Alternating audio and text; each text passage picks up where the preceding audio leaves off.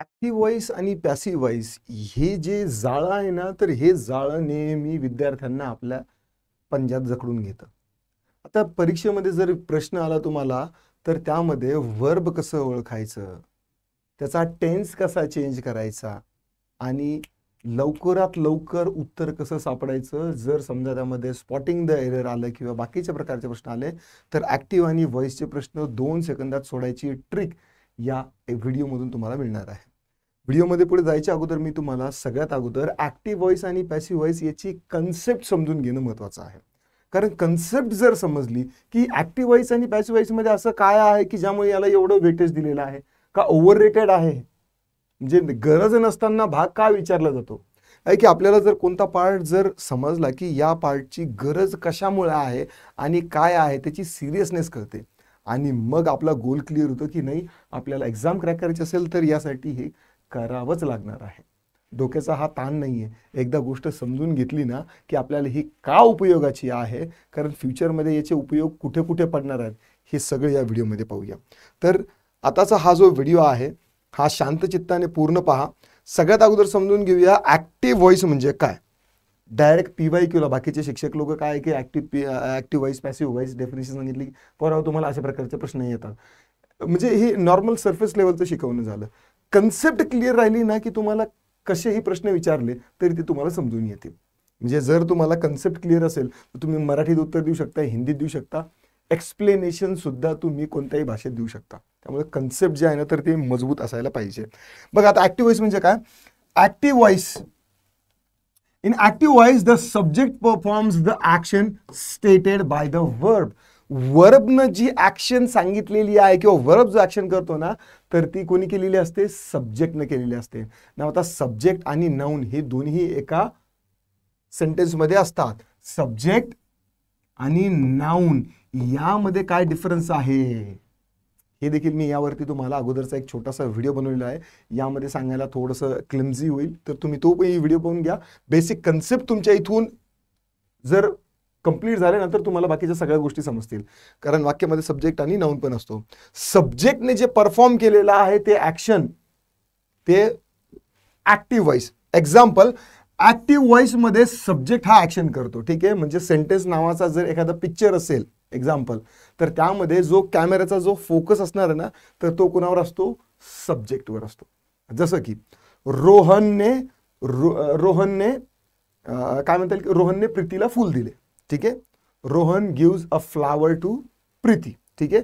तर ही झालं सेंटेन्स, एक पिक्चर. मग यामध्ये फोकस कुणावर आहे, रोहनवर आहे, ठीक आहे. Second sentence, a flower was given to Preeti by Rohan, ठीक आहे. तर या सेंटेन्समध्ये फोकस कुणावर आहे, त्या फ्लावरवरती आहे. A flower was given to Preeti, किंवा ह्याचा आणखी जर ऍक्टिव्ह पॅसिव्ह व्हॉइस करायचं असेल, Preeti was given a flower by Rohit. अशा पद्धतीने दुसरं देखील याचं पॅसिव्ह व्हॉइसचं सेंटेन्स बनवता येऊ शकतं. आणि यावेळेस फोकस जो असणार आहे, जर समजा तुम्ही डायरेक्टर आहे, पिक्चर शूट करताय, तर तुमचा जो फोकस असणार आहे तो कुणावर असणार आहे, प्रीतीवर असणार आहे, ठीक आहे. आणखी मजेशीर आपण पद्धतीनं आपण समजून घेऊया. रोहित आणि रियाचं होतं, ठीक आहे. मी तुम्हाला प्रीती सांगितलं, इट्स ऑल राईट, ठीक आहे. आता पॅसिव्ह व्हॉइस म्हणजे काय समजून घेऊया. पॅसिव्ह व्हॉइस म्हणजे subject receive and action. Subject action receive करतो, stated by the verb. The focus is on the action rather than the subject. Focus हा ऍक्शन वरती असतो rather than the subject. Subject वरती नसतो. सेंटेन्सचा जो मेन हिरो आहे त्यावरती हा फोकस नसतो, जे काम आहे त्याच्यावरती फोकस असतो. पॅसिव्ह व्हॉइस मध्ये सब्जेक्टला ऍक्शन होते. फ्लावर्स आर किंवा flower is given to Riya और प्रीती बाय रोहित, ठीक आहे. तर या पद्धतीने ऍक्टिव्ह आणि पॅसिव्ह व्हॉइस हे समजलं ना. आता हे समजून घेऊया की हे का गरजेचं आहे. ऍक्टिव्ह आणि पॅसिव्ह व्हॉइस या इंग्रजी नावाच्या स्टुपिड भाषेमध्ये का आणलेलं गेलेलं आहे आणि का हे परीक्षेसाठी एवढं इम्पॉर्टन्स घेतलेलं आहे. आणि हे भाषेचे तुकडे जे आहेत हे सिम्पली आपण समजून घेतले ना तर भाषा ज्यावेळेस आपल्याला लिहायचं किंवा बोलायचं काम येतं तर ती प्रगल्भ वाटते. आपण समजून घ्या की Y they are needed.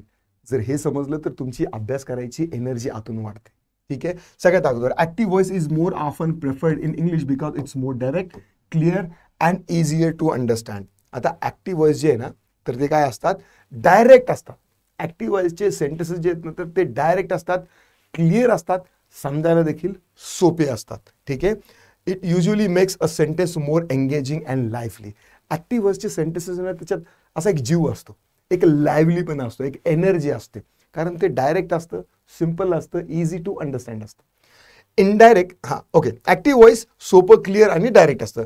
Passive voice is used when the focus is on the action rather than the subject or when the subject is unknown or less important.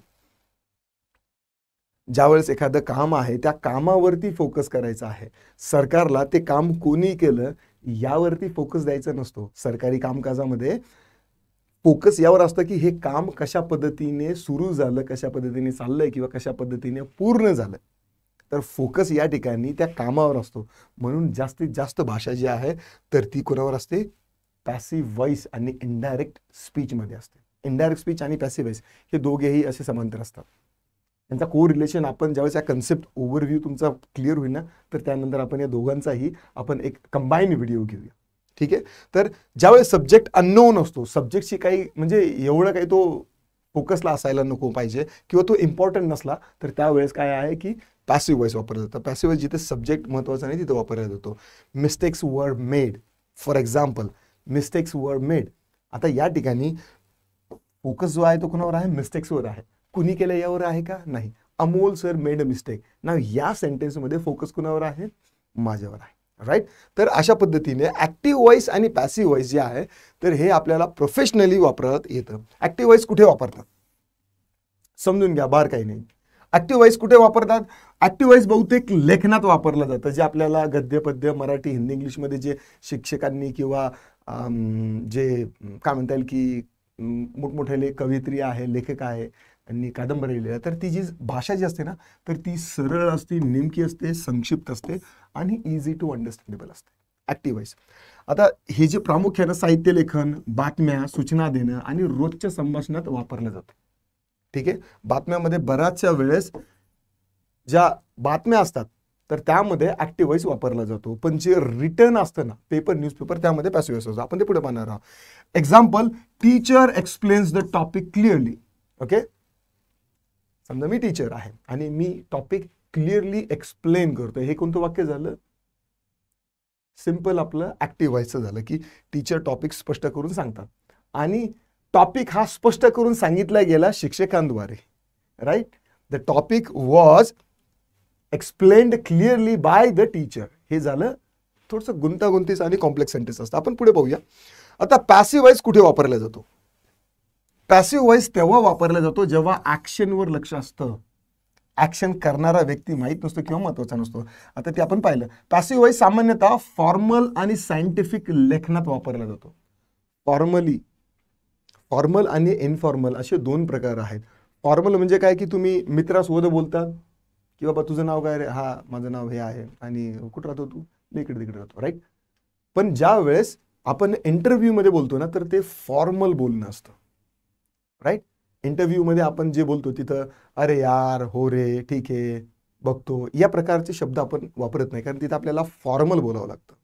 ठीक आहे. तर फॉर्मल आणि काही अप्रासंगिक किंवा दोष न देण्यासाठी टाळला जातो. ठीक आहे. फॉर्मल सायंटिफिक लेखनामध्ये वापरला जातो जेव्हा ऍक्शन करणारा हा इम्पॉर्टंट नसतो किंवा अप्रासंगिक दोष न देण्यासाठी, स्पेसिफिकली कोणावर दोष न देण्यासाठी आपण ते फक्त कामावरती फोकस करतो, त्याच्यासाठी आहे. Mistakes were made. या ठिकाणी काय, एक्सपेरिमेंट वॉज कंडक्टेड. हे दोन एक्झाम्पल आहे. एक्सपेरिमेंट कुणी केला, काय केला हे महत्वाचं नाही आहे, फक्त फोकस कशावर आहे, एक्सपेरिमेंटवरती आहे. म्हणजे जर तुमच्या समोर जर एखादं सायंटिफिक फॉर्मल रायटिंग जर आलं तर त्यामध्ये तुम्हाला मेजरली तुम्हाला दिसायला मिळेल की पॅसिव्ह व्हॉइसचे सेंटेन्स असतात. ना आता ऍक्टिव्ह व्हॉइस आणि पॅसिव्ह व्हॉइस या दोघांचं काय झालं की आपल्याला समजतं राहिली की बाबा यांची खूण काय आहे. ठीक आहे. सेंटेन्सवरून आपण लक्षात देऊ शकतो की हे ऍक्टिव्ह व्हॉइस आणि पॅसिव्ह व्हॉइस आहे. तर अशा पद्धतीने आपल्याला आता परीक्षेमध्ये जर आले, ठीक आहे, तर यांतला फरक आणखी स्पष्ट करण्यासाठी काही मुद्दे आहेत. ऍक्टिव्ह व्हॉइसमध्ये सब्जेक्ट ऍक्शन करतो आणि त्यावर लक्ष असतं. ऍक्टिव्ह व्हॉइसचा जो पिक्चर असतो त्यामध्ये सेंटेन्स, त्याच्यावर पिक्चर, तो कोण असतो, हिरो असतो. पॅसिव्ह व्हॉइसमध्ये सब्जेक्टवर ऍक्शन होते आणि त्यावर लक्ष होतं. पॅसिव्ह व्हॉइसमध्ये त्या जो ऍक्शन आहे, सब्जेक्ट आहे, सब्जेक्टवरती फोकस न दुसऱ्यावर असतो. ऍक्टिव्ह व्हॉइस हे सहसा जास्त साधं सोपं आणि लक्ष वेधून घेणारं असतं. ऍक्टिव्ह व्हॉइस कसं असतं? साधं सोपं सरळ, ठीक आहे. तेच परत घेतो आपण. पॅसिव्ह व्हॉइस हे थोडंसं अप्रत्यक्ष आणि अनौपचारिक असतं. ऍक्टिव्ह व्हॉइसमध्ये शब्दसंख्या कमी लागते. ऍक्टिव्ह व्हॉइसमध्ये थोडक्यामध्ये आपण आपला मेसेज जो आहे तो कन्वे करू शकतो आणि तो सहसा जास्त स्पष्ट प्रमाणात असतो. पॅसिव्ह व्हॉइसमध्ये वाक्य थोडंसं गुंतागुंतीचं असतं, ठीक आहे. म्हणजे नॉर्मल जर तुम्ही समजा पॅसिव्ह व्हॉइसचे सेंटेन्स बोलत तर 4थी 5वीच्या मुलांना ते सरळ सरळ डोक्यावरून जातात, ठीक आहे. सांगायचा उद्देश, फोकस ऍक्टिव्ह व्हॉइसमध्ये सब्जेक्टवर असतो आणि पॅसिव्ह व्हॉइसमध्ये ॲक्शनवर असतो, ठीक आहे. चला, हे झालं. आता थोडक्यात सांगायचं झालं तर ऍक्टिव्ह व्हॉइस आणि पॅसिव्ह व्हॉइस दोघांनाही इंग्रजी भाषेमध्ये आपापली विशिष्ट गरज आणि उपयोग आहे.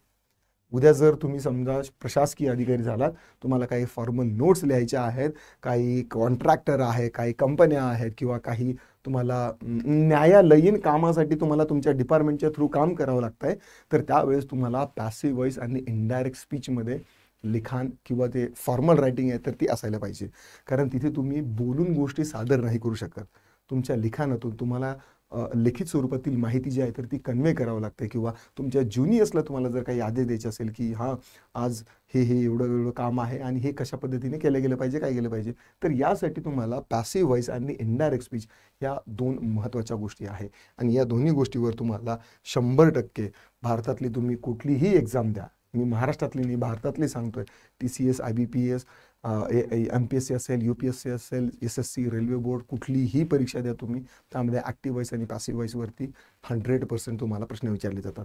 कन्सेप्ट क्लिअर झाली या व्हिडिओमध्ये. पुढच्या व्हिडिओमध्ये आपल्याला परीक्षेमध्ये एक्झॅक्टली कशा प्रकारचे प्रश्न येतात हे आपण PYQ घेऊ आणि नंतर मग आपण पुढच्या सेशनमध्ये भेटूया. Alright, this is all for this video. I'll see you soon in the next video. Till then, bye bye.